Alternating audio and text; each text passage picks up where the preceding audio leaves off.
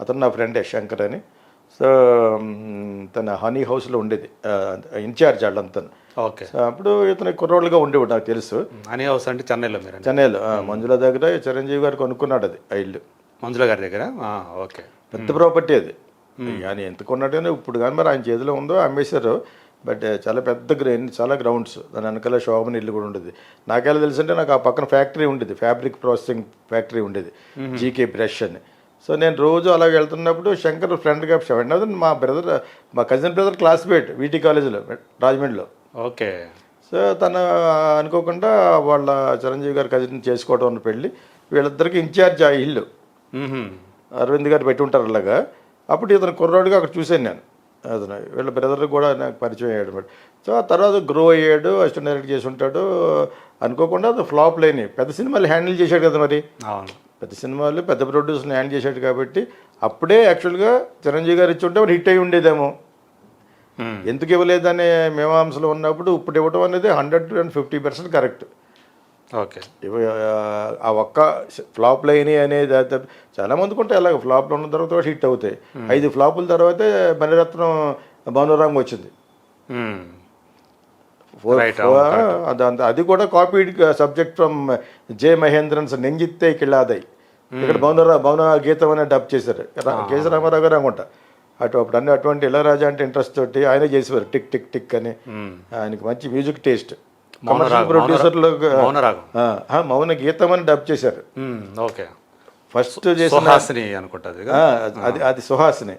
ఆ క్యారెక్టర్ రేవతిని పెట్టి సేమ్ ఒక్క క్యారెక్టర్ మార్చి కార్తీక్ క్యారెక్టర్ చచ్చిపోతుంది ఫస్ట్ తీస్తుంది సినిమాలో మౌన గీతంలో. ఈ మౌన రాగంలో అది రెబల్ కింద పెట్టకుండా మోహన్ క్యారెక్టర్, అందులోని మోహనే సేమ్ అదే అండి. కార్తీక్ అందులో మోహన్ ప్రతాప్ పోతను. ఫస్ట్ చాలా ఇంటెలిజెంట్ డైరెక్టర్ ఆయన జయ మహేంద్రన్ అని. ఆయన మీద ఉన్న గౌరవంతో వాళ్ళ అమ్మాయికి నేను అక్కడ బిజినెస్ చేసేటప్పుడు జాబ్ కూడా ఇచ్చాను. తర్వాత సిటీ బ్యాంక్లో వచ్చింది అమ్మాయికి, వెళ్ళిపోయింది. మహేంద్ర గారు అమ్మాయి ఇళయరాజా నాకు పరిచయం చేశారు ఆయన్ని. చాలా గొప్ప డైరెక్టర్ ఆయన, అందరూ కాపీ కొట్టాం. ఓకే. ఆయన సినిమాలు అంత మంచి పాటలు ఇచ్చారు Ilaiyaraaja. And also great director అతను. ఓకే. కాకపోతే కొంచెం డ్రింక్ అలవాటు పడిపోయారు లాస్ట్లో.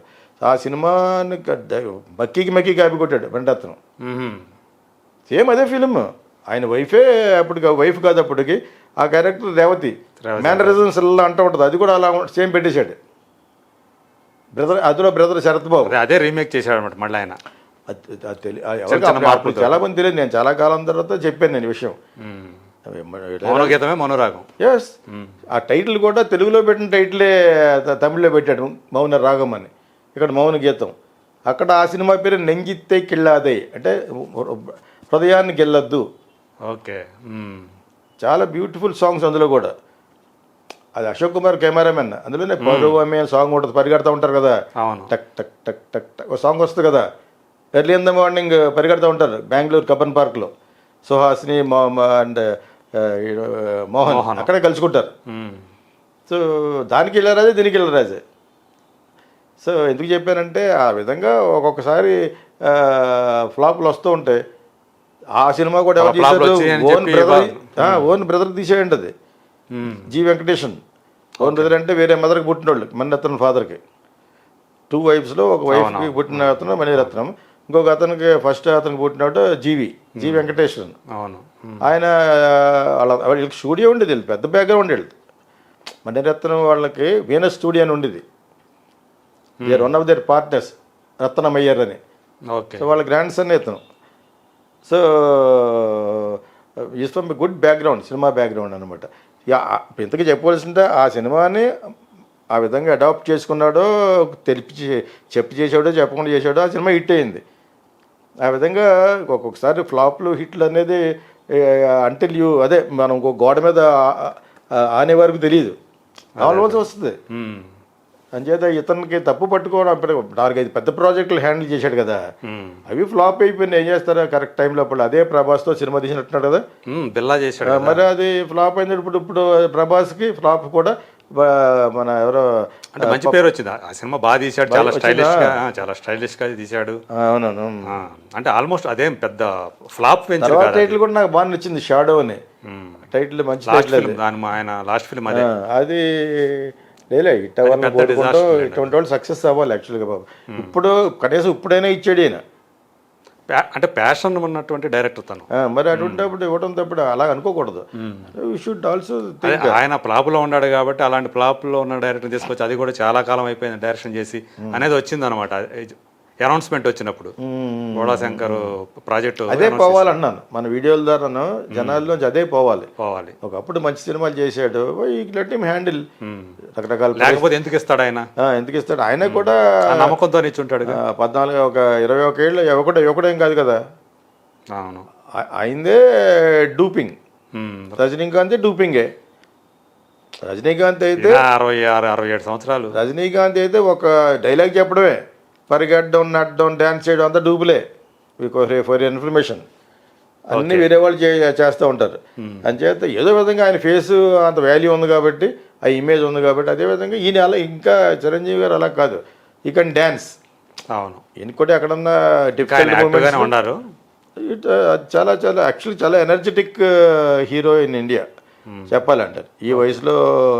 ఇదేం వయసు కదా, ఇప్పుడు అమెరికన్ యూనివర్సిటీ ఏం చెప్పిందంటే 80 తర్వాత ఓల్డ్ ఏజ్, 80కి బిఫోర్ ఓల్డ్ అని అనొద్దు అన్నాడు.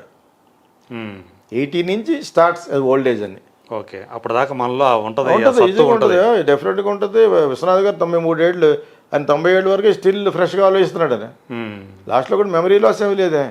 ఇప్పుడు ఇళయరాజా ఉన్నాడు, ఆయన 150 ఏళ్ళు బతికేస్తాడేమో. అతనుకున్న ఆరోగ్యం టచ్ వుడ్, నేను ఉదయపూర్వకంగా చెప్తున్నాను, ఆయనకున్న అంత మంచి అలవాట్లు. మీరు ఇందా చెప్పారా ఈట్ ఓన్లీ ట్వైస్ అని, ఆ విధంగా అతను కూడా అంతే తింటాడు, మేబీ గాలి తింటాడేమో. అండ్ ఈ gets up in the morning, అంత డిసిప్లిన్గా ఉండొచ్చు. అంటే Chiranjeevi still energetic hero. Okay, ఇప్పుడు ఆయన ఇతనికి ఇవ్వటం అనేది ఇప్పుడు అంత ఫాస్ట్గా ఆయన మూవ్మెంట్స్ ఇప్పుడు ఉండకపోవచ్చు, కానీ ఆ ఎనర్జీ అయితే చాలా వరకు ఉంది ఇంకా ఆయనలో. డెఫినెట్గా మనం అలా అనుకుంటున్నాం, కానీ అలా ఇవ్వగల స్టెప్స్ మరి ఇలా లెగుస్తాడు కదా సినిమా, అలా కాకుండా ఉంటుంది. అదే ఇంద్రలో వేసినంత కాకపోయినా డెఫినెట్గా very energetic hero. And this director also ఆయన ఇవ్వటం ఒకటి రిలేషన్షిప్లు ఇవ్వలేదన్నారు అందుకు ముందు. ఇవ్వాలి కదా, ఎవరు చిరంజీవి మెగాస్టార్, అటు అతను ఇస్తేనే కదా. ఇప్పుడు ఆ 4 సినిమాలు కూడా అతనితో చేసుకుంటే హిట్ అయ్యి ఉండేదేమో. అదే, సో ఈయనకు కూడా ఒక కంబ్యాక్ కావచ్చేమో డెఫినెట్గా రమేష్కి, 100%. అదే, సో అంటే మంచి ప్రాఫిటబుల్ వెంచర్ అవుతుంది. ఎందుకంటే ఈయన ప్రొడ్యూసర్ వచ్చేసి మన అనిల్ సుంకర. ఆయన అది వరకు అఖిల్ తోటి ఏజెంట్ అనే సినిమా చేసి బాగా చాలా లాస్ అయ్యాడు. ఒక చిన్న సినిమాతోటి చాలా గెయిన్ అయ్యాడు. మళ్ళీ సామాజిక గమనాన్ని వచ్చింది, అది హిలేరియస్ ఎంటర్టైనర్, దాంతో మంచి పేరు వచ్చింది, మంచి బాగా డబ్బులు కూడా వచ్చాయి. ఆయన బాగా లాసుల్లో ఉన్నాడు స్టిల్ ఆర్థికంగా అయితే. సో బోళా శంకర్ లాంటి ఒక పెద్ద ప్రాజెక్టు ఆయన తీశాడు. సో ఇది ఆయన మరి ఆర్థికంగా ఆయన గట్టెక్కిస్తుందా లేదా అనేది ఒక క్యూరియాసిటీ ఉంది. మంచి టైటిల్ బోళా శంకర్ అనేది. Kolkata back drop. మళ్ళీ ఏం బ్యాక్గ్రౌండ్? కోల్కతా. ఎప్పుడో చూడాలని తీశారు. దాని తర్వాత ఇవన్నీ వీటితో ఆయన కోసం ఆడాలి సినిమా. డైరెక్టర్ గురించి కొంత ఆడాలి. అతను నిజంగా మీరు అన్నట్టు అటువంటి సినిమా ఎందుకు టేకప్ చేశాడు? ఏజెంట్ లాంటి సినిమా, అతనికి అసలు ఇమేజే లేదు. అనిల్ శంకర్ అతను మరి ఎందుకు, అంటే డైరెక్టర్ ఉన్నాడుగా సురేందర్ రెడ్డి, అయితే అతనికి లేదు. సైరా అయితే పోయింది కదా. ఇప్పుడు అతను అలాగ ఆలోచించాలి, కానీ సామజవర్గం ఆడింది. కనీసం ఇప్పుడైనా రిలీజ్ అవ్వాలి. ఈ మీడియోకర్ ఫిల్మ్స్ బాగా ఆడతాయి డెఫినెట్గానే. ఎప్పుడో ఒకసారి ఫోన్లో మాట్లాడినట్టున్నాను. బట్ స్టిల్ ఇటువంటి ఎక్స్పెరిమెంటల్ ఫిల్మ్స్, కామెడీ కానివ్వండి, థ్రిల్లర్స్ కానివ్వండి, అవి ఒక పక్కన వెళ్తూ ఉంటే అవే కాపాడతాయి. అదే ఇప్పుడు లేటెస్ట్గా బేబీ అలాంటి చిన్న సినిమా కూడా బ్రహ్మాండంగా హృదయాన్ని కదిలించింది ఆ సినిమా. హృదయాన్ని టచ్ చేసేటట్టు చూశాను నేను. అటువంటి థియేటర్కి వెళ్ళి చూస్తాను, చూశాను. Like it. అంతకుముందు ఏదో అడ్రస్ లేని సినిమాలు చేశాడు, తాటికమ్మ, తాటిమట్ట చేసింది ఒకటే డైరెక్షన్, హృదయ కాలేయం అని. ఇదివరకు అదే పెద్ద హిట్, సంపూర్ణేష్ బాబు, అది హిట్టే. ఆ తర్వాత కొబ్బరి మొట్ట అనే సినిమాకి ప్రొడ్యూసర్ అయినా. ఆ సినిమా ఒకటి, కలర్ ఫోటో అని ఒకటి మర్చిపోయినా, దాని గురించి చెప్పాలి. కలర్ ఫోటోలో